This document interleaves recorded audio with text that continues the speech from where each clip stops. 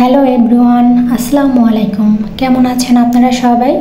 আশা করছি আল্লাহর রহমতে আপনারা আপনাদের পরিবার নিয়ে ভালো আছেন। আলহামদুলিল্লাহ, আমিও আমার পরিবার নিয়ে ভালো আছি।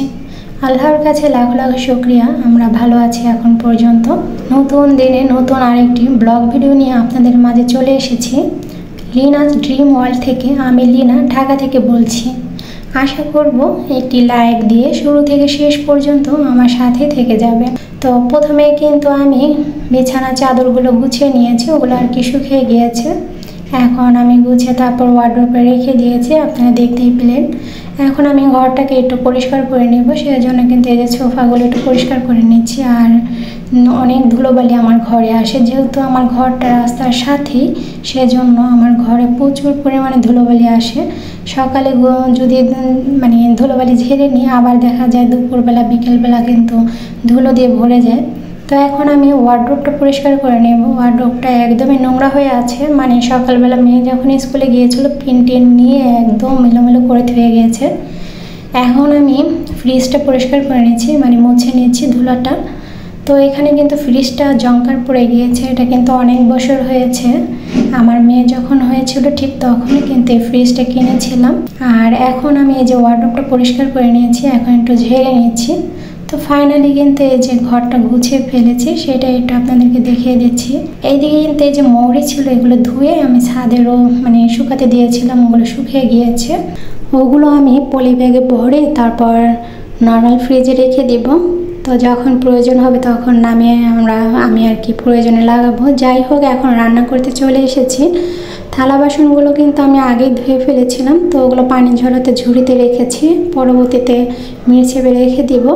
এখন আমি কাউন্টার টপটা পরিষ্কার করে নিচ্ছি। এই যে প্রথমে কিন্তু আমি ব্লেন্ডার, রাইস কুকার, এগুলো জাগগুলো আর কি মুছে নিচ্ছি। প্রতিদিন যদি এগুলো পরিষ্কার করা হয় তাহলে কিন্তু এগুলো একদম নতুনের মতো থাকে, ঝকঝকে তকতকে।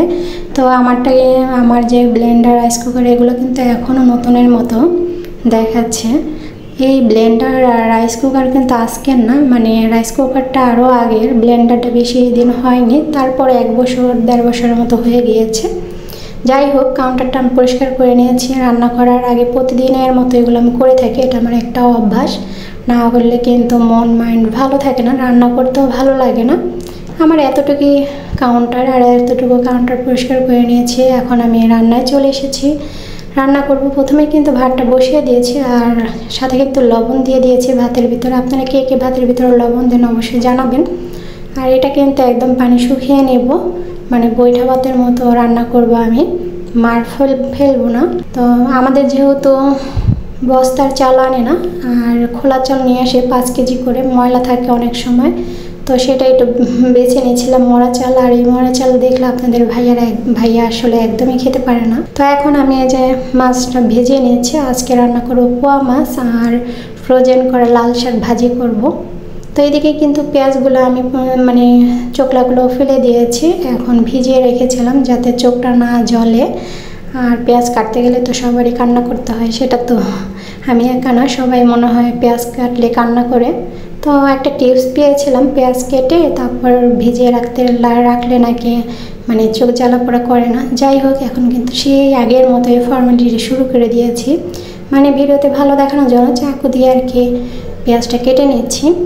দেখতে তো ভালোই লাগছে, না জানি কত কাটতে পারি, আসলে তা না, এখানে স্পিড বাড়িয়ে দিয়েছি, সেই জন্য মনে হচ্ছে কাটা একদমই সোজা, আসলে না, একদমই সোজা না, আমার কাছে তো একদমই বেঁকা এরকম মনে হয়।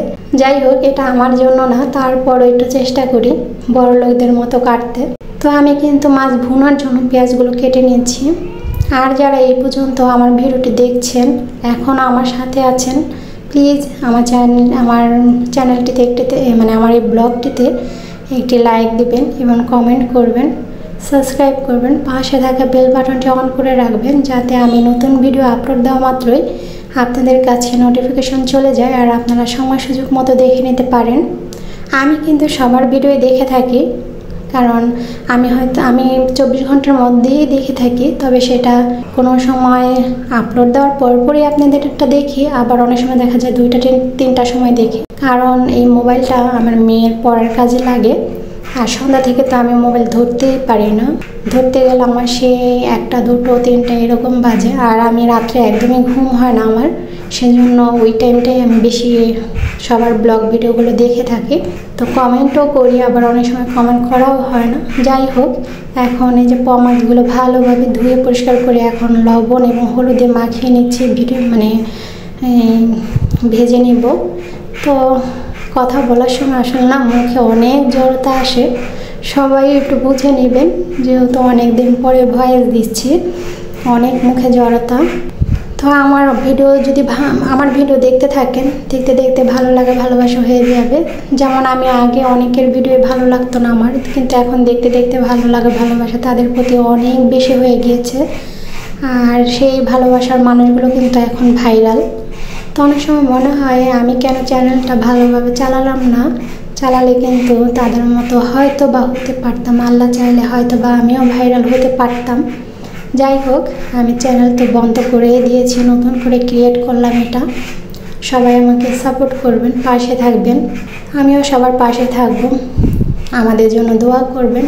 আমি যে নিয়ত করে চ্যানেলটা খুলেছি সেটা যেন আমার সফল হয়, আমি যেন ধৈর্য সহকারে চ্যানেলটা চালিয়ে নিতে পারি। তবে আমার ধৈর্য অনেক কম, অনেক সময় তো আমি ধৈর্য হারিয়ে ফেলি। যেমন অনেক ধৈর্য হারিয়ে ফেলে আমি চ্যানেল চালাতে পারিনি। অনেকগুলো তো আমার 2টা তো আমার জিমেলই সহ চলে গেছে চ্যানেল, সেই জন্য আর কি সেগুলো আমি চালাতে পারিনি। তো এদিকে কিন্তু এই যে আমি এখন মাছগুলো ভাজা শেষ হয়ে গেছে, এখন মাছ ভুনা করার জন্য মাছের তেলটা দিয়ে দিয়েছিলাম, ওখানে আর কি বেশি হয়ে গেছিলো। তো এখন আমি এই যে পেঁয়াজটা ভেজে নিচ্ছি, একটু লবণ দিলাম যাতে পেঁয়াজটা নরম হয়। যাই হোক, সবাই তো রান্না জানেন, আমি আমার মতো রান্না করি। তবে আমি কিন্তু আমার মার কাছ থেকে রান্না শেখার সৌভাগ্য আমার হয় নাই, কারণ আমার মা ছোটোবেলায় মারা গিয়েছে। আমি আমার যা এবং ননাসদের কাছ থেকে আমি রান্না শিখেছি। আমার শ্বশুর নাই, শাশুড়ি নাই, সেগুলোও আমি কিন্তু যে পাইনি। তবে আমার কপাল ভালো যে আমার ননাসগুলো ভালো পেয়েছি এবং যাও আমি ভালো পেয়েছি, খুব ভালো পেয়েছি। আমার ননাসগুলো মার সমতুল্য, অনেক যত্ন করেছে আমার যা, আমার বড় যা আমাকে অনেক যত্ন করেছে, আমার মেয়ের অনেক যত্ন করেছে। তো তাদের জন্য আমি অনেক দোয়া করি, সব সময় আমি তাদের জন্য দোয়া করি। আমার মেজো ননাস আছে, তার জন্য তো আমি সব সময় দোয়া রাখি, সে যেন ভালো থাকে, সুস্থ থাকে। আমার মেজো ননাস আমার মায়ের মতো। তো এখানে কিন্তু এই যে রান্না প্রায় শেষ, এখন আমি ধনিয়া পাতা দিয়ে দিয়েছি। আর এই ধনিয়া পাতা কিন্তু আপনাদের ভাইয়া প্রচুর পরিমাণে পছন্দ করে। তো এদিকে কিন্তু এখন আমি ফ্রোজেন করা লাল শাকটা ভেজে নিব। তো কীভাবে ভেজে নিচ্ছে সেটা আপনারা দেখতেই পাচ্ছেন। আপনারাও চাইলে কিন্তু এভাবে ফ্রোজেন করা লাল শাক বা অন্য কোনো শাক ভেজে নিতে পারেন। আমি কিন্তু আমার সময় সুযোগ মতো এগুলো বেছে সিদ্ধ করে তারপরে কিন্তু ডিপ ফ্রিজে রেখে দিয়েছিলাম। এখন আমি শাক দিয়ে খাওয়ার জন্য কিছু শুকনো মরিচ ভেজে নিচ্ছি। এই শুকনো মরিচটা আপনাদের ভাইয়াও পছন্দ করে, আমিও পছন্দ করি। তো একটু বেশি পরিমাণে ভেজে নিচ্ছি, এগুলো আমি আবার কৌটোতে রেখে দিব যাতে প্রতিদিন না ভাজা লাগে, যেহেতু শাকটা প্রতিদিন রাখার চেষ্টা করি সেজন্যই। তো এখন এই যে মরিচগুলো ভাজা হয়ে গিয়েছে, তো মরিচের কিন্তু আমি বোটাটা ফেলে দিয়েছি যাতে মরিচের দানাগুলো ভালোভাবে ভাজা হয়, সেজন্য। তো সবাই আমার পাশে থাকবেন, আমিও আপনাদের পাশে থাকবো। ভালো ভালো কমেন্ট করবেন, যে কোনো কমেন্ট করতে পারেন। এখন আমি টিনটিনের জন্য মাছ বসিয়ে দিচ্ছি, যেহেতু আমার ঘরে একটা টিনটিন আছে। আমরা যদি নাও খাই, আমার এই টিনটিনকে খাওয়ানো লাগবে, কারণ আমরা প্রচণ্ডভাবে এই টিনটিনকে ভালোবাসি। তো এখন মরিচগুলো একটু ঠান্ডা হওয়ার পরে আমি কৌটোতে ভরে রাখছি। এরকম কে কে কৌটোতে ভরে রাখেন? আসলে মোবাইলের ভিডিওতে কি বলবো সেটাই খুঁজে পাচ্ছি না। অনেকের এদিকে অনেক কথা বলে, কি যে বলে, তারা কোথা থেকে যে কথা পায় আমি সেটাই জানি না। আমি বলতে গেলে যেন আমি হাঁপিয়ে যাই। আসলে এটা হয়তো বা প্রথম তার জন্য, পরবর্তীতে হয়তো বা আপনাদের সাথে গল্প করতে করতে আমার অনেক কথা আপনাদের সাথে শেয়ার করা হবে। তো এই পর্যন্ত যারা আমার ভিডিওটি দেখেছেন তাদেরকে জানাই অসংখ্য ধন্যবাদ। আল্লাহ হাফেজ, আসসালামু আলাইকুম।